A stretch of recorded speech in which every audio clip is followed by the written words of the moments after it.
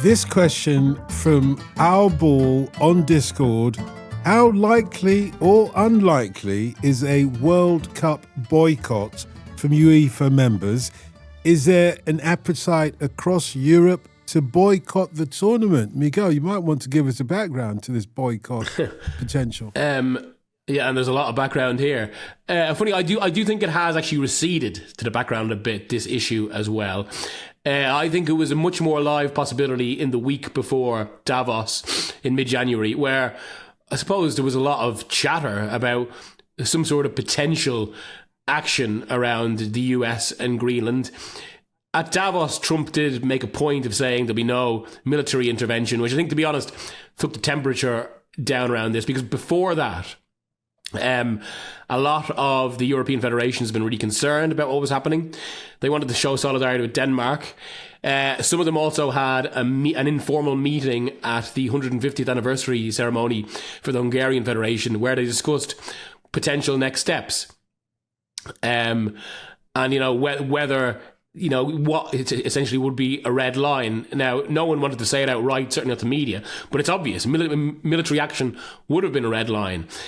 If that isn't on the table, then I can't see it. And this story, I think, is actually all the more interesting as well because, beyond the actual serious geopolitical elements of it, it's not just, interesting is possibly the wrong word to use, but where it's kind of maybe a distinctive in terms of football politics and football politics within wider politics. So usually in these situations, and I know we'll discuss this a little bit in the next question with Russia, football federations, they don't take geopolitical stances. They always take their lead from their own government. And that is essentially what happened in the Russia situation. Now, obviously, it's some politicians, if not necessarily governments, who have been talking about the idea of a boycott. Whereas in this case, this was actually quite rare in how the federations themselves were discussing what next and whether they have to create steps. That's actually quite unprecedented. It still didn't quite get that far, though. And because of that, I can't see it going further. Where this might be more relevant is if the situation or some of the politics around this flare up again in the 4 months until the World Cup, something very likely given Trump and all the headlines and everything, just his general capriciousness. I think it's more relevant that the idea of a boycott, rather than the actual threat of a boycott, could be used as a bit of a political football. I think that's where it's most relevant now. But as of now, I can see it. I think it was a bigger theme 3 weeks ago than it is now. If we're talking about a really sustainable, effective UEFA boycott, the Scandinavian nations were always going to lead it, always. But it needs a France or a Germany to come on board to make it happen, or even in UEFA terms, in England, and that never really looked likely. If we're being perfectly honest, maybe you could argue France were the closest. Now, Germany's Football Association (DFB) discussed how everyone was feeling about it, and it pretty quickly receded as a possibility. Now, I think I like Miguel, think a boycott is very, very unlikely, despite the fact that there are a number of, and I think we have to look at, of course, the Trump administration's stance on immigration. This goes way beyond UEFA in terms of who's going to actually be admitted. That is clearly something that is a huge problem going into the World Cup. And what we've seen from every FIFA event going into this World Cup is, whereas in previous World Cups, the law of FIFA is above everything, whereas that will not be the case in this World Cup, which is a very, very big change from modern World Cups. But I think in terms of how the World Cup lands, I think that is the most important thing going onwards, Miguel, because I think, and Germany's a really good test case for this if we're talking about Europe, because the disconnect between the German football public and their national team and the World Cup was immense for Qatar 2022 because of the human rights concerns. And I think we've talked about this before, but if you go back to that World Cup, it was easy to be in the middle of the World Cup in Germany and not know that the World Cup was happening.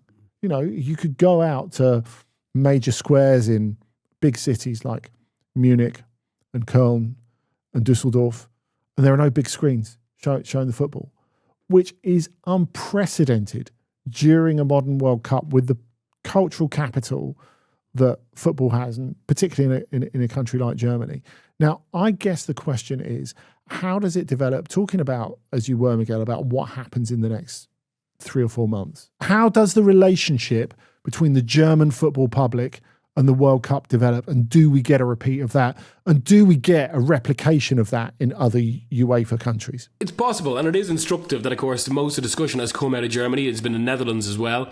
And what you're talking about there as well is the classic dichotomy of the modern World Cup, something that we love, but also, I don't want to say we hate in certain forms, but it's almost like the sport and FIFA are doing their best to sour what is something genuinely quite pure about the sport because of the way this great event is used. And yeah, I think that's maybe rather than a boycott. I think you're right. It's more the atmosphere around the World Cup that would be most relevant in the build up to this, and maybe it'll be an emotional boycott. Yeah, not an actual boycott. Not are people going to blank this, but are they going to feel completely disenfranchised and disconnected from it? That's the question. Really, I think people already do, don't they? Yeah, you can sense it. When it comes to the logistical part of it, I think that's really interesting. If you look at like the current banned list in terms of countries, in terms of like people that can actually enter the US at the moment, I think it's the sheer unpredictability of it. I think that makes this World Cup so much more difficult to read, because I think even in a human rights minefield like Qatar, I think everyone knew that once the boycott didn't happen, and you famously had Tony Kroos coming out and going, "Oh, well, it's too near to the World Cup now." End of. And so many things were off kilter at that, from the change in timing, how that affected the football calendar, so many other elements of it. But once it actually started, people were like, okay, this is a World Cup. But I think because of the sheer unpredictability of the Trump administration, that doesn't tell us about whether people are going to the World Cup, but how the World Cup is actually going to decant, how it rolls out. Does it roll out like a normal World Cup? That's a question that none of us have the answer to. And that's something that really struck me when I was at the Club World Cup last summer, the total uneasiness around it all. And you're looking at a country, and the whole reason that the Club World Cup was in the States, and the whole reason that a major part of this World Cup, the FIFA World Cup, is in the States, is because there is an enormous commercial demand for it. And to have that juxtaposed to like the uncertainty of will it actually run as it is supposed to, that is something quite unprecedented, isn't it? Yeah, yeah, absolutely. I mean, and that's exactly it. It's the most kind of, look, the figures have been thrown around a lot. Qatar, I think, ended up making 7 billion in revenue. This is projected to make between 11 and 14 billion in revenue. But obviously, actually, some of that is going to be affected by the very context of World Cup, who goes, the take up for it. I mean, there's obviously been, connected to how it's most lucrative, there's obviously been one of the biggest controversies as well, which is over ticket prices and who's actually going to get to go to this World Cup. And feeding into all that, but connected to it is the political context, and not least, of course, because of the highly capitalist outlook of the Trump administration. Yeah, there are clearly more questions than answers. And following on from that last question, Theodora asks via email, Gianni Infantino has expressed his desire to lift Russia's ban on international competitions. He claimed that the ban has not achieved anything. Is there any truth in this? And what would Russia returning do to international football, Miguel? It's nonsense that it hasn't achieved that. I mean, it's ostracised Russia. I mean, which is the whole point of it. And sporting boycotts do work because of the cultural power of sport. Again, there's the most prominent example of all, which is South Africa, or apartheid South Africa. Now, obviously, people might say, well, it won't have had the same impact yet, but I mean, that was over a much longer period. The way Infantino is talking about it is typically ridiculous as well, because this situation imposed upon him. Let's not forget, the FIFA were trying to kind of, when the invasion happened, they were trying to kind of diplomatically navigate the situation. There were all sorts of suggestions about Russian teams playing under kind of no colours and all this. And basically, their opposition for the World Cup qualifiers at that point, it was 2022, who were Poland and Ukraine, they basically said, no, we're not going to play them. That went to CAS. CAS backed the teams who didn't want to play them.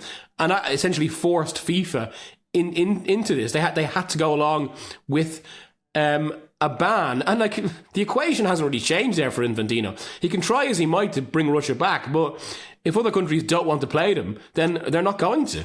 I would agree with all of that, and it's beyond outrageous from Infantino. And for someone who has spent all his time as FIFA president cozying up to high-profile political figures to turn around and go, oh, well, sport's not political, is it? It's ludicrous. It's absolutely ludicrous. And, we see him because of his relationship with Putin, because of his relationship with Trump. And this could have easily come from the mouth of Trump, because Trump has already said, of course, in the recent past, that he wants to see Russia back in international competition. And so really it's something that's not only like morally repellent, it's something that's going against everything that FIFA should be and everything that it should be doing for football. And for us to be in a position, as Miguel said, in international football or in any sort of football, where it's the teams who have to lead the association, who have to force the association to do the right thing, that tells you everything that you need to know about the association not being fit for purpose. It also tells you everything that FIFA needs to know about where the power in football comes from. They may have the nominal power, the administrative power, but actually, if you haven't got teams, if you haven't got players who want to play the game, then what have you got? The one thing I would say, not to defend FIFA, but defend the idea of actually a properly functioning confederation. There is a fair argument that sporting bodies shouldn't really be adjudicating on geopolitical conflicts, because then you could get yourself into all sorts of messes, and suddenly you've got to cast a stance on basically every flashpoint around the world. And for that reason, they do try and stay above politics. And obviously, this has actually come up most of all in, what has been a big debate over the past 2.5 years, which is why Russia have been banned and Israel haven't. Yeah. And again, the simple reason is that countries refuse, and this comes back to that point I made earlier about how national federations ultimately take their geopolitical lead from their governments. It came down from countries refusing to play Russia, but not refusing to play Israel. But where it is relevant for FIFA and where this does warrant greater criticism is, it's not like there's any space to properly discuss this within FIFA. They're just not built. Like, there's no forum for properly wise and detached discussion about, or in the way that's needed, about all the various kind of tangents and potential consequences and fine details of this. Because, in terms of structure, the bodies aren't really fit for purpose. They're all built up to executive presidents. And as Andy has already said, this is an executive president who spent most of his time in the job basically courting relationships with the most powerful leaders in the world, be they democratically elected leaders or, in many cases, autocratic leaders. That's right. And I think really, if you look at the very wording of what Infantino's had to say, it just exposes, if it wasn't already obvious, the inherent hypocrisy in it, saying the ban has not achieved anything. And by saying that, he's implying that, you know what, we're so all-powerful at FIFA and we make football so all-powerful that we can fix wars, we can fix conflicts, and it hasn't fixed this conflict. So, clearly no one can. If we can't do it, no one can. It is ludicrous. Indeed. This from Patrick Onyx. What's the story behind N'Golo Kanté's transfer to Fenerbahçe? Could we see the midfielder make a resurgence in Europe. Well, he's been missed. What's going on there? I mean, we will come, I think, to N'Golo Kanté, the player, in a second, because I think from a playing aspect, this is very interesting, and it is a very big, very eye-catching, and it has to be said, very high-risk move as well. But I think, Miguel, we have to talk about how this transfer came to be when we're talking about political interference as well. Because bear in mind that this was a nominal swap between Fenerbahçe and Al Ittihad in the Saudi Pro League. And it looked initially as if this wasn't going through, because what Al Ittihad needed to make it happen is Youssef En-Nesyri in exchange from Fenerbahçe. Now, of course, there was no deadline for Kanté to sign. No pressing deadline for Kanté to sign, because, of course, the Turkish Super League transfer window doesn't shut until today, Friday. So he had plenty of time. But there was for En-Nesyri going in the opposite direction. And when, as we've seen often with Saudi Pro League clubs, the correct forms weren't filled in time, deadlines were missed, En-Nesyri couldn't sign, so the deal was totally off. Until President Erdogan steps in and says, well, you can let them away with this, can't you? It has a direct word with FIFA in conjunction with his Saudi counterparts, and they're allowed to do it past deadline. No deal sheets or anything like this. Just, Miguel, presidential prerogative. The deal maker. It's remarkable. Look, I've written a book on football and geopolitics, about the influence of states and all this, but this did feel genuinely unprecedented, especially there was the Fenerbahçe statement that came out over the last 48 hours as well, which actually thanks Erdogan for his input. I've honestly never seen anything like it. And we're talking about the power of football in this, and you couldn't have a clearer example. And I think if we move on to Kanté as a player, clearly he's a respected, and I would say beloved, player of European football over the last decade plus, and quite rightly so, for his efforts with a number of different clubs and his national team. However, he is kind of against the tide of the current model of recruitment in Turkish football, because we've seen post-Icardi, and we've talked about it extensively on OTC as we've followed it. Post-Icardi, we have seen prime players going to the Turkish Super League because they have been attracted by the money. They've been given the opportunity by that extended transfer window. Once their last option has run out, their last option in Europe has been the Turkish Super League. And because it's like the last step before you get to, it's like the ledge before you jump into the Saudi Pro League, basically, because you're like, okay, well, I can get paid more than pretty much anywhere else in Europe, as we've said before, and I can play in European competition. Now, maybe that changes further down the line. Maybe a Saudi Pro League club or clubs have guest spots in the Champions League. That would not astonish me if we're going forward 5 or 10 years. But for the moment, that's the situation that Turkish football finds itself in, and success begets success. So Icardi becomes Osimhen, becomes Asensio, etc., etc., etc. What's the difference with N'Golo Kanté? He's going to be 35 in a month. That's the difference. And he's been out of European football. Does he still look like a kid, though? Still like a 15-year-old? He definitely does. But does he play like one is the question. No. Because he's been out of the France team for a couple of years, and he's been out of European football for a couple of years. Bear in mind, after that move to Saudi, got called up for Euro 2024 by Didier Deschamps. So do we know that he can be the N'Golo Kanté, not just a version of N'Golo Kanté? And the figures involved, Miguel, are astonishing. So he's getting nearly 14.5 million euros signing on fee. And we know this euro for euro, because once it's above, like in Portugal, in Turkey, once it's above a certain level, the KAP, the equivalent of the stock exchange have to put out the figures. 14.5 million to sign on, 5.5 million for the rest of this season. This is all tax-free. And 11 million euros a season in salary next season and the season afterwards.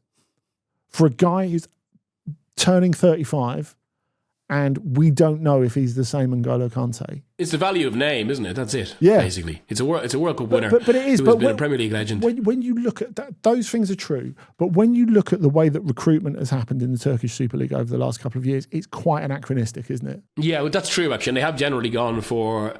I mean, this is one of the kind of standout things of the Turkish league actually in that sense. They have generally gone for. Certainly forwards of a younger profile, almost to kind of have afforded the league a bit more kind of spark, given it does probably occupy a distinctive space in the European football hierarchy in that way. But yeah, it's anachronistic. It's a bit of an outlier in terms of Turkey's general strategy. It does feel as if it's paying for a name, and which is all the more remarkable given that Kanté's name is basically based on his incredible ability for so much of his career to just look at a physical level beyond anyone else. I mean, the way he gets around the pitch, I think, is almost unparalleled. But what's been the case with his career for the last 3 years, I'd say, is that he just hasn't looked the same player in that regard. Still capable of bursts, but nowhere near as dominant as he used to be. There is one aspect of this question maybe that we should add, because as much as you've told us the story behind the transfer, it begs a question, in my best Mrs. Merton voice, what did the president of Turkey see in the 34-year-old N'Golo Kanté to make him want to intervene in the way that he has done? Well, as Miguel says, it's a huge name. And it's just because of that. It's something else that draws attention and gives prestige to Turkish football. And, when you know how Erdogan wants to run Turkey, wants to platform Turkey, it makes perfect sense. Is he a Fenerbahçe supporter, for example? Because I'm sure Galatasaray aren't thanking him for this. No, they're not. They're really not. He's a keen football supporter, it's fair to say. Let's leave it at that then. From Adam Kelly, 149 on YouTube, with Porto losing on the weekend to Casa Pia, have they left the door open for Sporting in the Primeira Liga title race? Andy, you follow that league very closely. What's gone on there? It's a jar, it's fair to say. And I think in terms of having a title race and enjoying the Portuguese Liga season rather than just applauding Porto, it is a very, very nicely timed result because it's completely unexpected. They go to Casa Pia on the outskirts of Lisbon, like on Monday night, and you think, oh, okay, here they are reclaiming their 7-point lead over Sporting and their 10-point lead over Benfica, 2-0 down at half time.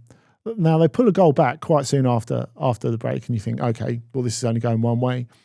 And it never comes. And it's amazing because everything has been so relentlessly positive at Porto. It's felt like the Andre Villas-Boas season in charge, where they didn't lose in the league, where, of course, they won the Europa League as well, where they were completely untouchable. Not quite the same quality of team, but I think in terms of the swagger with which they've played, in terms of their absolute refusal to be beaten. If you'd have asked most people a fortnight ago, will Porto lose a league game this season? A lot of people would have said no, which is a big thing to say with months to go in the season. So this kind of came a little bit out of left field, and Casa Pia are not a big club. We've seen them lose big players over the last little while, but they've done an enormous favour to the Portuguese Liga, and a huge part of this is the fact that Porto play Sporting in Porto at the Dragão on this Monday coming. Normally it would be my game of the week, but I didn't pick it because I knew we were going to discuss it here. And you know what? The way that Sporting have played this season, I think in any normal season, without Porto's incredible record-breaking first half of the season, which is statistically unprecedented, dropped 2 points in the first half of the season, to Benfica in a 0-0 draw. but like Sporting should be top of the league. They have nothing in their performance is not worthy of being a league leading team. So I think they have every reason to go there and attack the game and think that we can do this. And that would really open it up, obviously, if they closed it to 1 point. Now, 4-point gaps are normally like large goals in Portuguese Liga terms because the biggest teams don't really drop that many points. But I think the timing of this is the most important thing. There's another element which is the crucial dimension of momentum, which Sporting have now. It obviously feeds from their Champions League progress, which is probably actually one of the stories of the season. Look, I've said a lot on the show. I'm not a fan of the new Champions League model. I think it's a total compromise with a lot of low stakes, kind of fake stakes football. But that said, there can still be positives within it. And one of them was Sporting, against all expectation, given how much they've lost over the past years, finishing in the top 8. And it does just feel things are coming together for them, as well as also having the kind of the institutional memory of recently winning titles. And certainly, yeah, I mean, if they beat Porto, if they beat Porto, then I think they're favourites. It's that time, gentlemen, when we ask you both to recommend a game of the week for us to enjoy over the weekend. Each week we recommend a game for you to watch at the weekend. And just as importantly, we also suggest a food delicacy that you should be having with it. Andy, which is the game that you're going for this week? It is not Porto versus Sporting, although that really should be a game of any week. I've gone for Bayern versus Hoffenheim. Now, we talked in yesterday's show about how Bayern have taken 1 point from 2 games, which has nominally breathed life into the title race. If there's any team that could really do us a favour, could be a posh Casapia for us, is Hoffenheim. Hoffenheim, 5 successive wins, 3rd in the Bundesliga, having a brilliant season under Christian Ilse. If they could go there and get any sort of result, not lose, now that makes it really interesting at the top. For Dortmund? Yeah, well, obviously it wouldn't be amazing if Hoffenheim went there, got a result, and then Dortmund dropped the ball. That would not surprise any of us. But having said that, Hoffenheim are good to watch. They've got players who can score goals. You look at Aslani, you look at Kramaric, who's still there. They're so improved this season, and they've got the goalkeeper who's going to be Germany's goalkeeper at the World Cup. After that injury to Marc-Andre ter Stegen this week has really, really compromised his chances of getting back in the Germany team. Oliver Baumann, who quietly, of course, he's not got the same profile as Manuel Neuer, who will be coming up against, fitness notwithstanding, and ter Stegen himself. But Baumann is a really underrated goalkeeper. He's having a great season, and Hoffenheim a really great team. So I'm looking forward to this one Sunday afternoon. Yeah, Sunday afternoon at 4:30. What are we going to eat with it? Schweinehaxe. Look, it's still absolutely bloody freezing. If you're going to get out there to the Allianz Arena this weekend and make that long walk from the U-Bahn at Frutmanning to the Allianz Arena and stand there, albeit with human warmth of 65,000 other people around you, you're going to need to really fuel beforehand with something wintry. And Schweinehaxe pork knuckle, that's the one. Pork knuckles, thank you. And what about you, Miguel? What's the recommendation? It's got to be PSG Marseille. I mean, obviously a game that would just demand attention of its own right. But there's an even more sharper context to this one, given all of the recent noise about Marseille, given De Zerbi, given the surprisingly tight state of the French title race right now, albeit with Lens in between the two teams. And this, it's one of those fixtures that just comes together, and it happens at a particularly good moment because of the number of subplots in it. Not least, of course, I suppose, well, Paris Saint-Germain, a slight sense of, for now, a slight sense of vulnerability that maybe we wouldn't have expected given their final 3 months of last season. I mean, I think they win, but they can be got at. But of course, whether they can be got at is complicated by everything happening around Marseille, which is almost worthy of an entire episode in itself. Yeah, indeed. And for that, this is mostly influenced by the state of me right now, as you can probably hear from my voice. I'm going to have to go for French onion soup because I almost need to, as you can hear from my voice, I almost need to just inhale the fumes and also the stodginess of the cheese.